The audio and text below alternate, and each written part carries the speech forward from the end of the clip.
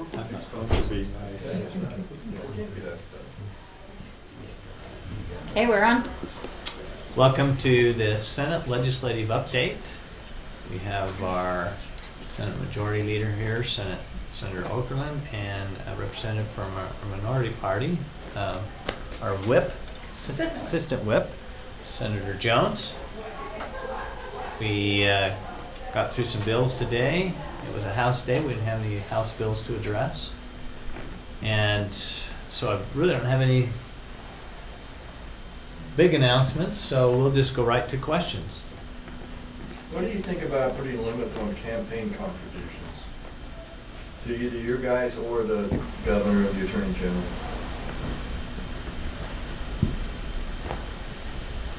The House investigation, I think, has revealed that, I don't have all the details, but what I've gathered, and we'll have a report here in the next few weeks, is there's a real problem with what we call dark and gray money.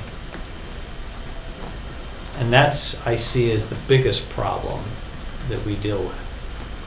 And I think that the more we restrict transparent funds, the more we get dark funds. And I think we need to be very careful about how we address this issue so that we're not incentivizing more money we don't know where it's coming from. And we have good transparency on campaign funds, and there just needs to be, so I think, some encouragement to the public to always scrutinize those and hold the candidates accountable for the monies that they receive. I think that's the best approach to having good transparency. And unfortunately, as we've seen, especially in the Attorney General's office, or Attorney General's case, John Swallow, that this dark or gray money, whatever you want to call it, can cause some real problems. So you're Any others want to comment on that? You're not Senator inclined Jones, to or- vote for a bill like that, then? What's that? You personally are not inclined to vote for a bill. No, like this? I mean, I think that we need to look and see what the outcome is in the House report. I'm very interested in that because I think it's going to drive some policy for us. And so I'm preliminarily stating a position just based on what I've heard. But I'm pretty sure, because I've talked with people on the committee, that's the biggest issue that they faced as an investigation team, is all this money that they don't know where it's coming from. I'd add this provision too. Under the United States Supreme Court decision, we can't limit other people's contributions. And so it doesn't make much sense to limit us so that what we have and can spend when there's other groups that are unlimited that could spend it against us, and we really don't have any way to respond. I don't know what you do about it, but and Logan, the Herald Journal doesn't always do it, but quite often the Sunday before election, the Herald Journal will print my donation lists and everybody else's donation lists for those people who don't take the time to get on the net to see that. So I think you can look at that and say, "Whoa, my gosh, where's Senator Hillier getting out that $25 donation?" It's probably controlled it. Yeah, and I just sent a letter out to my constituents, and in that I talked about transparency, and they can get on the web. We have a website. They can listen to the committee hearings. We probably have the most transparent legislature, and I would hate to limit transparency at the cost of non-transparency. And I think until the president's just right on, until we have the data from the hearing, I think to comment or on that would probably be premature. But I think what we're seeing and feeling is that transparency is the key, and we need to make sure what we do is transparent, and that's what we're doing here. So I think that is what I think is the thing we ought to be focusing on. One of the items in a bill that I just read last night that includes some of those limits, and maybe this is something we need to address, is make it easier to find the campaign donations. So maybe on our Senate site where we have our profiles, there's a direct link to our campaign reports, and I support that. I think that's great transparency. Make it easier. Sometimes it's hard for people to follow. Senator Jones, anything? Well, I'm not You like speaking to for add? my caucus, but just personally, I've always been in favor of capping donations, so I have a little different view. I've made that clear over the years. Yeah. I think we need some significant campaign finance reform. So that's where I am. Thanks. Are you looking to set aside any money in the Amendment 3 appeal? I know the Attorney General has capped the fees for these attorneys through this first round. Are you looking to set aside more money as you look in the budget through the session? I can tell you what we're doing right now is the base budgets, so we're looking at what they currently have. When we get our final revenue figures in the middle of February, then we're going to sit down and say, what are all the new demands above what we've got in our base budget, and how can we best fit that puzzle together? And I'm sure that's going to have a high priority item. If it's 200,000, I've heard, or 300,000, I'm sure I can find $200,000 to fund it. But it could go beyond that. I mean, if it goes to the Supreme Court, I know that the Attorney General Sean Reyes gave an early estimate of as much as $2 million. Are you looking to possibly set aside as much as $2 million or more? I'm if not, and I necessary? haven't talked personally to Mr. Reyes. I think that was the figure he came into the office hearing. He said 200,000. I'm sure that's not the only litigation. I talked to Tanya Downing the other day, and apparently our Attorney General is being sued by someone who claims that because he didn't stop the adoptions from going on, there's some money liability to the state.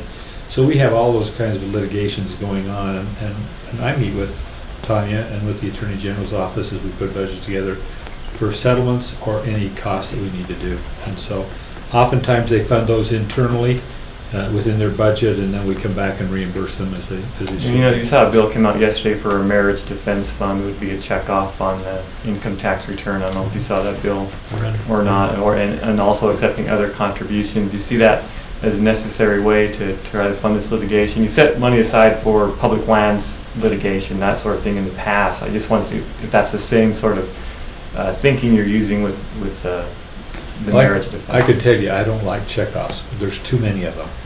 And so what we found over the years is you have so much money given in checkoffs. The first one started out with wildlife protection, and so as you get from 1 to 20, the total amount given remains about the same. You just spread it out among other people. So I don't care what the checkoff is. I generally do not favor another checkoff on the tax returns.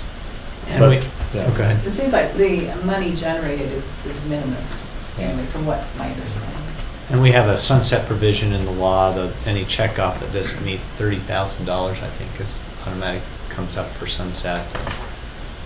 As Chair of Revenue and Taxation a few years ago, I just discovered that we probably should just avoid checkoffs, but we'll see how it goes. The initial question, though, President, about setting aside a specific amount of money for defense in this lawsuit. Do you see that?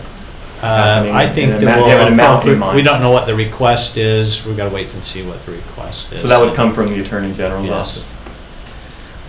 I know we talked a little bit about this yesterday, but I'd like to maybe get some more detail about the inclination to not take a look at any of the bills that have to do with the gay marriage issue, whether that's non-discrimination or the religious freedom bills. I was just wondering kind of what the reasoning behind that is, especially when it comes to the non-discrimination bill, which has been brought before this whole Amendment 3 thing became an issue. Oh, I thought we answered that yesterday. We kind of did, but I'd like maybe a little more specifically talking about why you wouldn't want to take a look at the anti-discrimination bill when it isn't necessarily directly linked to the Amendment 3 case or gay marriage at all.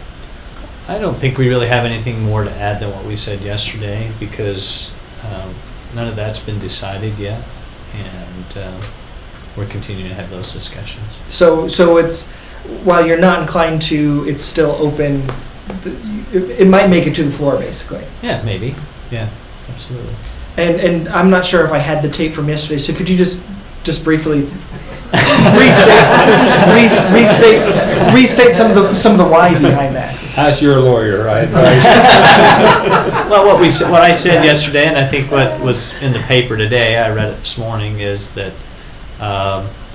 there's a process going on in an appeal, and we think that there ought to be there's the religious liberties bills that are out there, and there's the anti-discrimination, and the basis behind maybe a cooling off or moratorium, whatever you want to call it, a non-discussion of those bills this session is just based on we don't want to interfere with that process we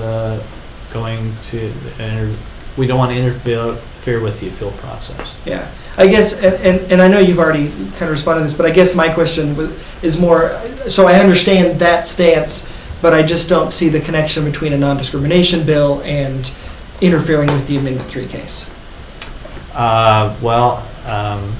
We feel like there is some correlation to it. Okay, thank you.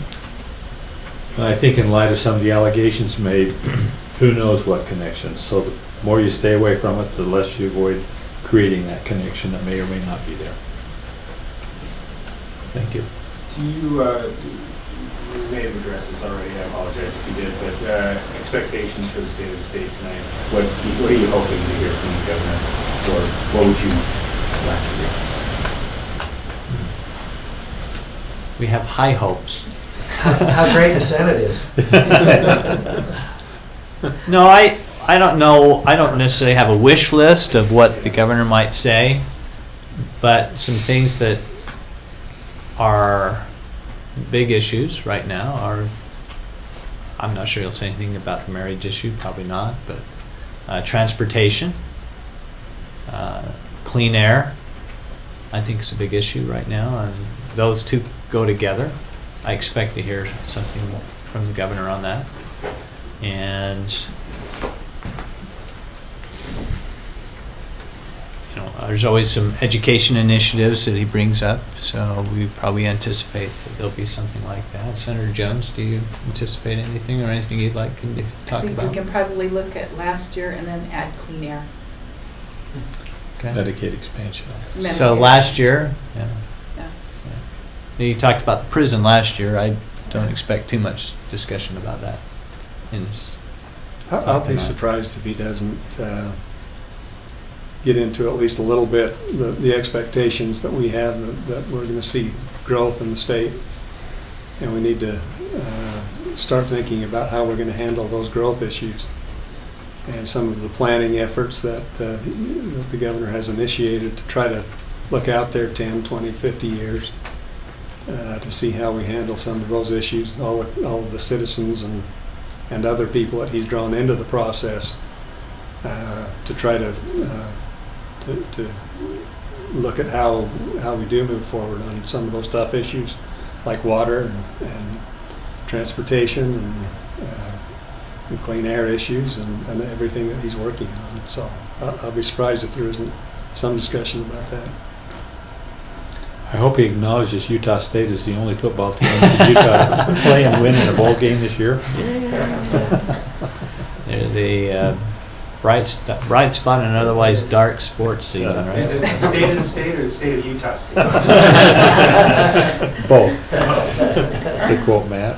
Hopefully we can change that. Any other questions? Okay, thank you very much.